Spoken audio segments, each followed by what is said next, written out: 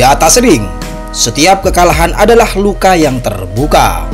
Pukulan yang merobohkan tubuh tak hanya menyakitkan secara fisik, tapi juga menggores harga diri yang paling dalam. Bagi seorang petarung, dunia bisa terasa runtuh ketika sorak kemenangan berpindah ke sudut lawan, meninggalkan diri sendiri dalam bayang-bayang keraguan dan ejekan. Inilah daftar balas dendam KO paling epik dalam sejarah tinju dunia. Kisah-kisah yang membuktikan bahwa dalam olahraga ini, setiap kekalahan bisa menjadi awal dari kemenangan yang jauh lebih besar.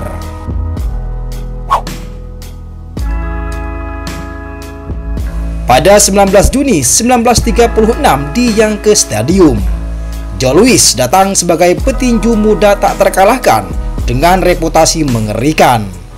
Publik Amerika yakin Louis akan mengakhiri Max Schmeling dengan mudah. Namun realitas di atas ring justru mengejutkan. Schmeling yang lebih berpengalaman mampu membaca kelemahan Louis, terutama kebiasaan menurunkan tangan setelah melepaskan jab. Dia memanfaatkan celah dengan counter right hand yang berulang kali masuk dengan telak. Setelah pertarungan panjang yang keras, Schmeling akhirnya menjatuhkan Louis dengan KO pada ronde ke-12. Kekalahan ini menjadi pukulan besar bagi Louis, sekaligus membuat dunia tinju gempar. 2 tahun kemudian, tepatnya pada 22 Juni 1938, masih di tempat yang sama. Kali ini suasana jauh berbeda.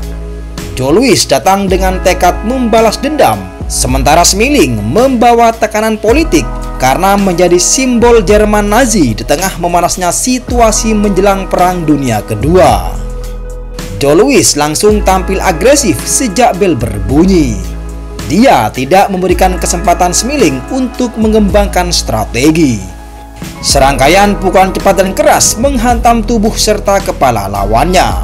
Schmeling tertekan hebat, bahkan sampai berteriak kesakitan akibat serangan ke arah rusuk. Joe Louis hanya butuh 1 ronde untuk mengakhiri semuanya dengan TKO brutal.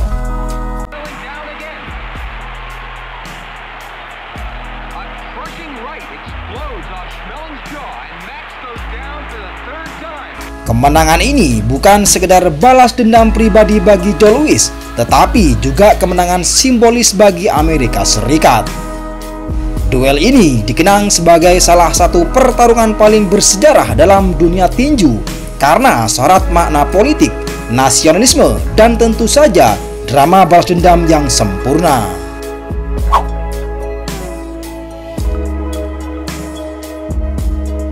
Pada 22 Juni 1949, Jersey Joe Walcott menantang Isaiah Charles untuk gelar kelas berat dunia.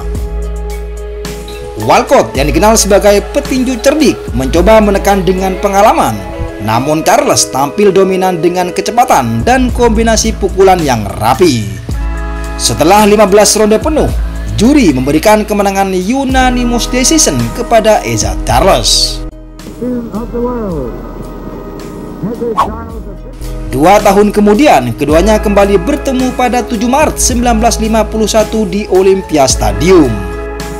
Jersey Joe Walcott berharap bisa membalas kekalahan sebelumnya. Namun lagi-lagi Charles terlalu tangguh.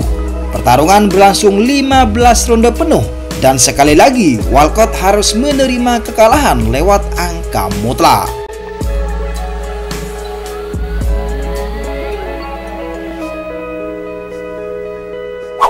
Duel ketiga mereka berlangsung pada 18 Juli 1951.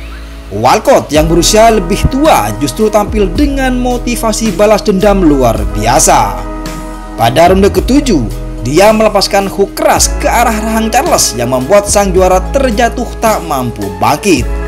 Jersey Joe Walcott akhirnya menang KO di ronde ke-7, sekaligus merebut gelar juara dunia kelas berat yang sudah lama dia kejar. And it's all over. At 55 seconds of the 7th round, Isaiah Charles sheds his crown, and Jersey Joe Walcott becomes heavyweight champion of the world in one of the most stunning upsets of ring history. Pertarungan terakhir antara keduanya digelar pada 5 Juni 1952 di Philadelphia. Kali ini Walcott sudah lebih percaya diri sebagai juara dunia. Pertarungan berlangsung penuh selama 15 ronde. Jersey Joe Walcott berhasil mempertahankan gelarnya dengan kemenangan unanimous decision. Kisah rivalitas ini menegaskan bagaimana Walcott setelah 2 kali kalah angka akhirnya berhasil membalas dendam dengan KO dramatis, lalu mempertahankan gelarnya dalam pertarungan keempat. Sebuah kisah balas dendam yang klasik dalam sejarah tinju kelas berat dunia.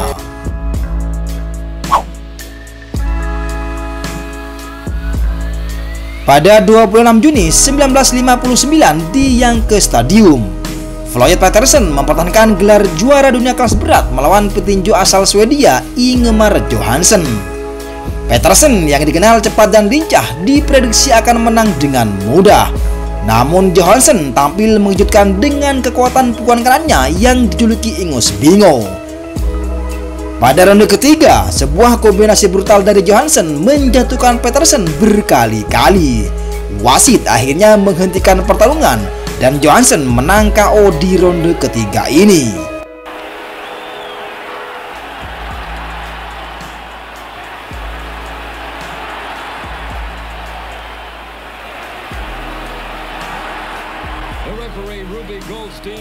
Kekalahan menyakitkan ini membuat Patterson menjadi bahan kritik karena dinilai terlalu ceroboh dalam bertahan.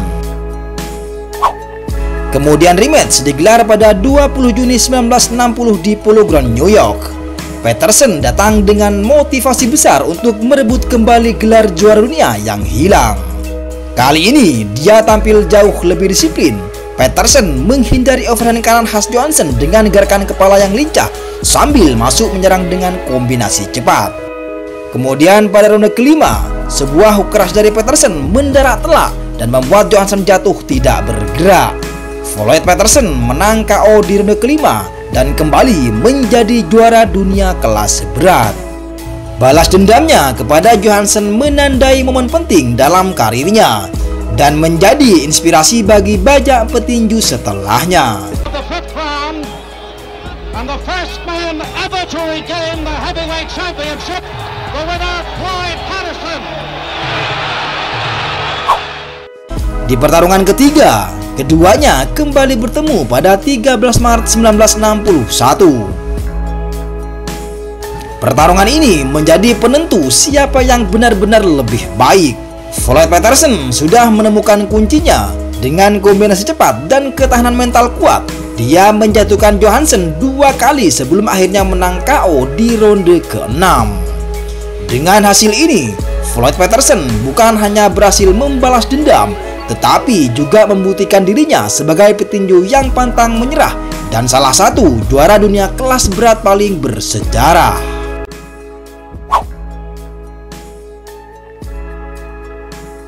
Pada 21 Maret 1997, Roy Jones Jr. mempertahankan gelar juara dunia kelas berat ringan versi WBC melawan Montel Griffin. Saat itu, Jones Jr. dianggap sebagai salah satu petinju terbaik Pan Verpon dengan kecepatan luar biasa, refleks tajam, dan gaya atraktif. Namun malam itu berjalan di luar prediksi. Griffin mampu memberikan perlawanan ketat dengan teknik solid dan mental tangguh. Pada ronde ke-9, saat Griffin terjatuh ke kanvas, Jones Jr. justru melepaskan pukulan tambahan yang dianggap ilegal. Wasit langsung mendiskualifikasi Jones. Hasilnya, Roy Jones menderita kekalahan pertama dalam karir profesionalnya. 5 bulan kemudian, rematch pun digelar. Roy Jones Jr. datang dengan dendam membara, tidak ada lagi permainan santai. Begitu bel ronde pertama berbunyi, Jones Jr. langsung tampil agresif. Dengan kombinasi cepat, hook keras, dan serangan bertenaga, sang wasit akhirnya menghentikan pertarungan. Roy Jones Jr. menang KO spektakuler, sekaligus merebut kembali sabuk WBC kelas berat ringannya. Balas dendam ini dikenal sebagai salah satu comeback tercepat dalam sejarah tinju. Dari kekalahan memalukan akibat diskualifikasi, Roy Jones Jr. membalikkan keadaan dengan KO brutal hanya dalam 1 ronde. Pertarungan ini semakin memperkuat statusnya sebagai salah satu petinju paling berbakat sepanjang masa.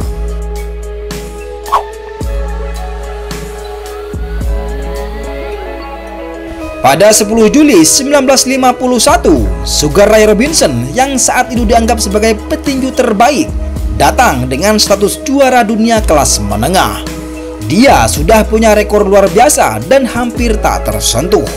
Namun Randy Turpin, petinju yang berasal dari Inggris, tampil mengejutkan. Dengan gaya keras, sabar, dan disiplin, Turpin mampu meredam kecepatan Robinson.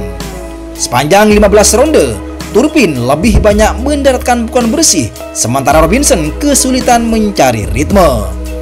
Setelah 15 ronde, juri memberikan kemenangan angka mutlak untuk Randy Turpin. Hasil ini membuat publik dunia terkejut. Robinson kalah dan Turpin resmi menjadi juara dunia kelas menengah. 2 bulan kemudian, pada 12 September 1951, Robinson datang dengan misi balas dendam sekaligus merebut kembali gelarnya. Pertarungan berlangsung dengan sangat ketat. Turpin tetap memberikan perlawanan sengit dengan fisik kuatnya. Namun memasuki di ronde ke-10, Robinson berhasil menemukan celah. Dia melancarkan serangan kombinasi bertubi-tubi yang membuat Turpin terbojok di tali. Pukulan-pukulan cepat dan keras akhirnya memaksa wasit menghentikan pertarungan.